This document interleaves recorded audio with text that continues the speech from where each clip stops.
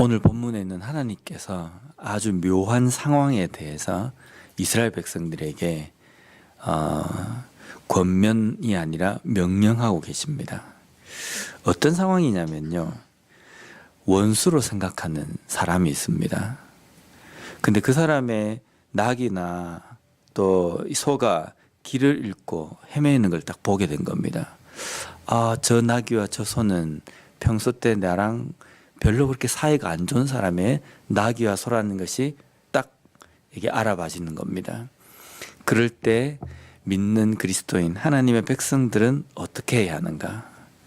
평소 때 미워하고 있는 사람의 그 나귀가 짐을 싣고 엎드러짐을 보거든 그 나귀를 어떻게 해야 하는가라는 것에 대해서 오늘 하나님께서 이스라엘 백성들에게 말씀하십니다. 보통 이런 상황이 됐을 때 우리 보통 그 일반적인 어떤 생각으로는 저 길 잃은 소나 나귀를 좀 나쁜 마음을 가지면요, 내가 평소 때 원수로 생각하는 사람이기 때문에 저 길 잃은 소나 나귀를 내가 어떻게 해버려야지, 아니면 아예 집을 못 찾아가도록 딴 길로 인도해가지고 저기 그냥 광야로 가도록 내버려 둔다든지 뭐 그럴 수 있습니다. 또 그렇게까지 나쁘게 마음을 안 먹는다 할지라도 내 원수의, 내가 원수로 생각하는 그 사람의 소나 나귀가 길을 잃고 헤맨다고 한다면 모르는 척하고 그냥 지나갈 수 있는 겁니다. 근데 하나님은 뭐라고 명령하시냐면, 원수로 생각하는 사람의 나귀나 소가 그렇게 길을 잃었다고 한다면 그 나귀나 소를 붙잡아서 그 주인에게 돌려주라는 겁니다. 그리고 만약에 내가 미워하는 사람의 나귀가 짐을 싣고 있는데 엎드러짐을 보거든 그 나귀를 내버려 두지 말고 그 사람을 도와서 나귀를 일으켜 가지고 잘 갈 수 있도록 해라는 겁니다.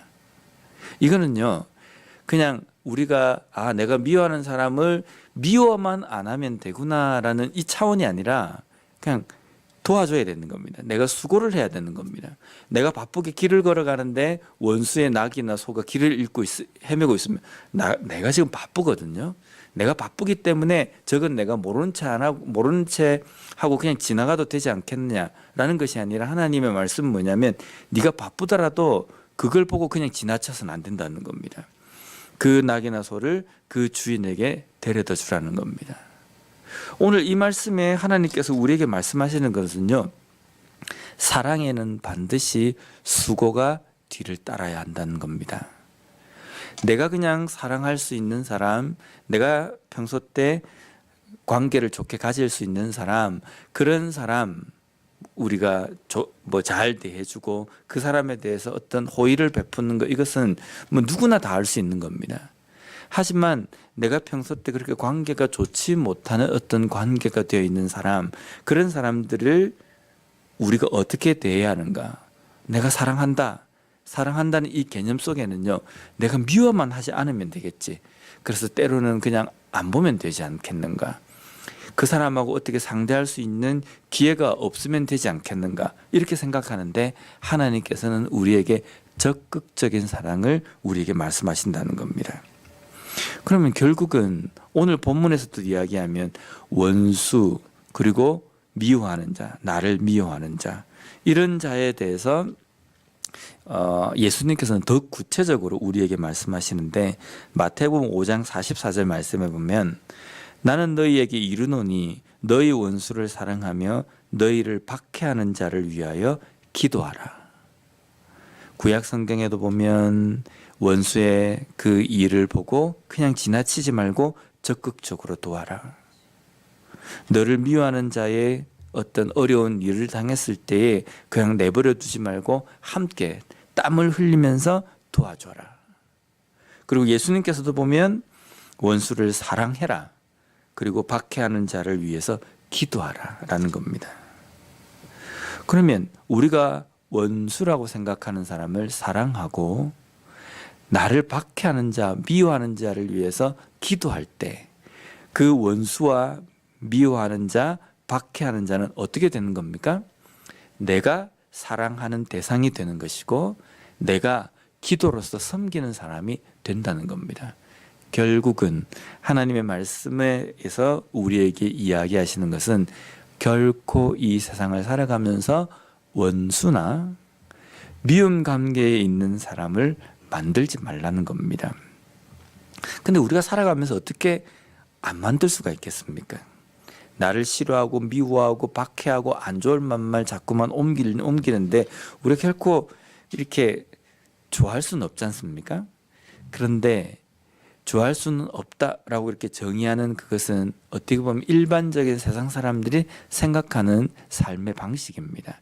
근데 우리 그리스도인들에게 하나님께서 요구하시고 명령하시는 것은요, 원수도 사랑하는 자가 되어야 되고, 미워하고 그리고 나를 박해하는 자들도 내가 열심히 간절하게 기도해주는 기도의 대상자가 되어야 된다는 겁니다.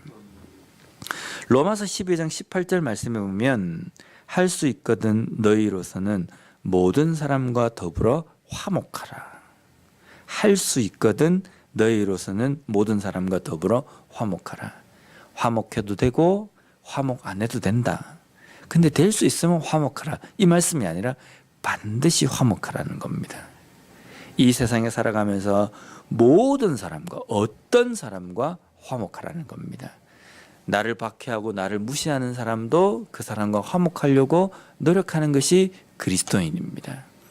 미워하는 그 사람에 대해서 어떻게 저 사람이 내가 이렇게 사랑으로 대하는데도 계속 미워하는가? 그 사람도 나를 사랑해야 되지 않는가? 이걸 우리가 요구하는 것이 아니라 그 사람이 나를 미워하고 내가 사랑을 베품에도 불구하고 여전히 나를 박해한다고 한다면 그것은 그 사람의 몫입니다. 근데 그 사람 외에 나는 그럼에도 불구하고 사랑할 수 있는 것, 사랑해야 하는 것, 그것이 우리에게 주어진 과제라는 겁니다. 오늘 우리가 이 세상 가운데서 여러 사람과 관계를 맺으며 살아갈 때에 하나님께서 우리에게 명령하시는 것은 다른 사람들을 향해서 다른 사람들은 도무지 사랑할 수 없는 대상이라고 이야기하는 그 대상마저도 사랑하고, 또 저 사람을 위해서 내가 기도해 주기 싫다라고 생각하는 사람마저도 기도할 수 있는, 그냥 내가 안 보면 되지 않겠는가라는 것이 아니라 그 사람의 어려움이 있다고 한다면 적극적으로 돕고 함께 나서서 수고하는 것이 사랑이다라고 우리에게 말씀하십니다. 오늘도 우리 이 하루의 삶을 살아갈 때 그런 사랑과 그런 긍휼을 베풀며 살아가는 우리 모두가 되었으면 좋겠습니다. 기도하겠습니다.